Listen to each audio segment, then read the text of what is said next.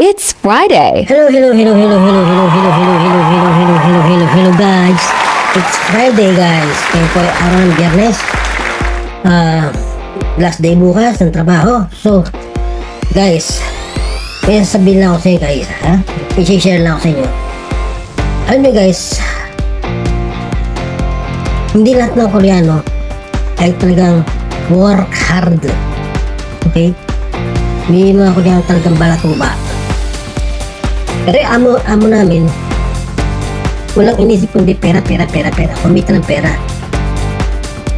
Wala na siyang pakialam sa paligid niya kung marumi o hindi. Kung sa papasok yan, papatagal ng trabaho yan. Papatagal ng trabaho. Pero hindi na iniisip yung kapaligiran. Kung saksakan ng madumi o hindi. Kung ibang mga basura niya ay tatakay ng hangin sa kabilang company. Kasi nakatingin naman yung company. Magkadikit na kami nung Kago at ito hindi.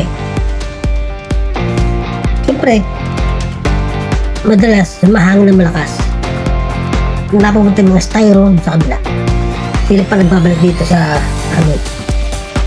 Gana kaya yun, sadyang nin. Kukunin yung basura mo ng kabila at dadalhin sa'yo. Kasi tinatangay nga, mahangin. Ang masama lang sa kabila, hindi nila kinakausap si Papa Sam. Super naiya sila. Pero anyway, yan nga nangyayari. So, tapos, sa kanila, sa kabila, ang linis. Dito sa pwesto namin, parang nasa Smoky Mountain, ang dumi. Diba? Okay lang, maganda yung nag-work hard ka. Work hard. Ayan, para sa economy ng ating bansa, ng kanilang bansa. Pero yung sabihin, hindi naman rason yun para hindi mo nalinisin ang kapaligiran mo, diba? Kasi nakakaabala ka sa kabila. Pangalawa, ang dumi-dumi ang sukal na dito sa company mo. Mamaya guys, papakita ko sa inyo ang ibig ko sabihin.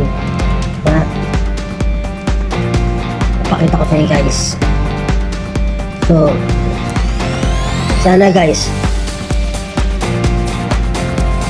kayo ang magbigay ng opinion kung tama ba o mali. Sobrang sipag mo, hindi mo na tinitignan ng paligid kung marumi, malinis. Kung yung mga basura ba nakakasagabal doon sa kabilang company. Kung magkatikit lang kayo ng company, diba?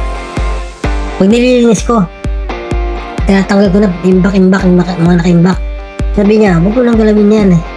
Saka na yan. Diba? Yung saka na una, ganyan. Saka na yan. Sa kanya yan, di ba? Biglang dumadami. Mamaya papakita ko sa inyo ibig sabihin. Plastic, styro, nagkasama-sama na apaw. Pati nilagyan ng box dito. Tatambakan na ng mga basura. Pati yung gilid ng Pati itong harap ng kesok sa guys. Tambak na rin ng basura. Pakikita nyo guys. Ito ang pinakamasukal na kumpanya. Yung mga unang kumpanya dito, at yung pangalawa, yung Kago, malinis sila. Dito lang. Pagpasok mo dito, madilim. Sana nga, ang gusto ko lang, sabihan sila na may-ari ng kundyang eh. Kasi inuupahan lang nila itong kundyang. Sabihan sila na linisin nila itong kalat kasi masyadong, masukal. Tignan mo, kikilos yan. Pag yung may-ari ang nagsabi ganyan. Ang daming tambaks ko. Nang dumating ako dito, hindi naman ganyan. Nang unang taong ko dito, tinatapon pa namin niya. Pag tumaas na, tatapon na. Dadalhin sa kabilang company, tatapon doon. Dadalhin sa kabilang company, doon ipapang-grinding. O, grinding tong mga styro. Yung mga plastic dati sinasama sa basurahan. Sama-sama na doon. Ngayon, nung huli, nagbago isip, sabi ni Madam, huwag na isama ang plastic, hiwalay. Ngayon, nagdalawang tumpok ngayon yan. Kasi sabi din magaling na, namin sama ng hiwalay. O direct, tagal na. Sa so, pinapagsin ang basura na ganyan, ang sabi nung nagkahakot, lahat katsi na lahat, bakal, plastic, etc. Kasi pagdating sa company nila, pagbuhos ng basura ganyan, Kita ka segregate. Segregate ng bakal, segregate ng plastic, segregate ng papel. Ito. Kita ka, may sorter kumbaga. Hindi ko alam kung alam nila yon. Kasi ako nagtrabaho dati sa ganun eh. Lahat ng basura dinadala doon ng truck, hinihulay-hulay yan. Bubuhos, sorter. Kasi may mga kumukuha niyan. May kukuha ng bakal, may kukuha ng papel. Yun lang. So, yung naipon guys. So, hindi ako natutuwa. Kasi baka patat na araw, nabundok na yan, saka ipapagawa sa ano, diba? Papaalis sa akin, papalinis. Dagdag oras yun, siyempre, liligyan mo sa truck yan, babiyahe ka. Balikan. Pagkaya lang nangyari dati, ang taas-taas na styro. Nakatatlong balik kami. Nakapagod yun guys. So yun lang na-share ko guys. So, sobrang dedicated sa kanyang negosyo, trabaho, hindi na pinapansin yung basura. Yun lang guys masasabi ko. Kaya opinion nyo guys kung ano, masasabi yung tama ba o mali. Siguro sabihin ba tama naman maging masipag sa trabaho, kasi mo yung negosyo mo para kumita, hindi malugi. Ay para yung basura, natitiis mong nakakasagabal ka sa mga tao kada hahanginin napupunta yung mga plastics tayo sa kabila. Katabi nga lang dugtong itong company namin, magkatabi lang ganyan yun, no?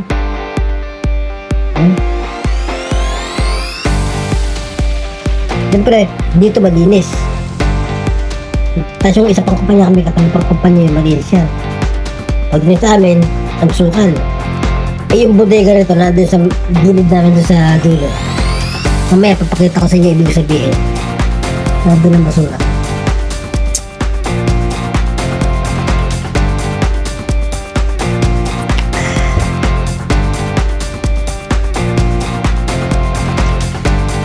Aduh.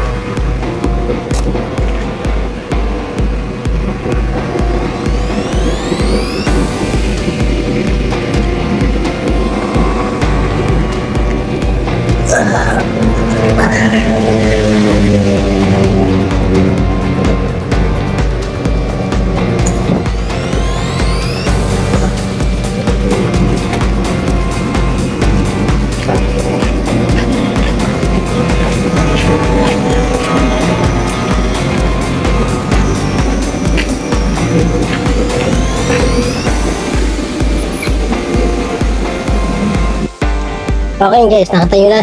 Ibig sabihin, yung dumi, ang sukal, diba? Taas ang basura. Ito ang sinasabi ko guys. Kaya, mahirap ang mag-super work hard. Mahirap mag-super work hard kung di mo iniisip yung natatamaan mo o yung kumpanyang dadaanan mo, yung pinapansin. Basura, tapon mo, basura mo, yun. Anyway, nakatayo na, diba? So, sana naintindihan yung ibig sabihin na okay lang magpakasipag sa trabaho, tutukan lang negosyo, pero sana tignan nyo rin yung mga masasagasaan. Kagaya lang natin, di ba? May mga kumpanya sa tabi namin. Yung basura, napupunta sa malinis na lugar. Yung malinis yung katabi namin. Sa amin magdumi. Di ba? Tapos, hindi mo lang inintindi ng amo namin na lalaki. Diba? Anyway, sana naintindihan nyo ako guys. Okay, hanggang sa muli. Ito ang inyong Jusky. Jusky, na panay nagreklamo. Jusky Reklamador. Okay guys, joke lang. Bye bye.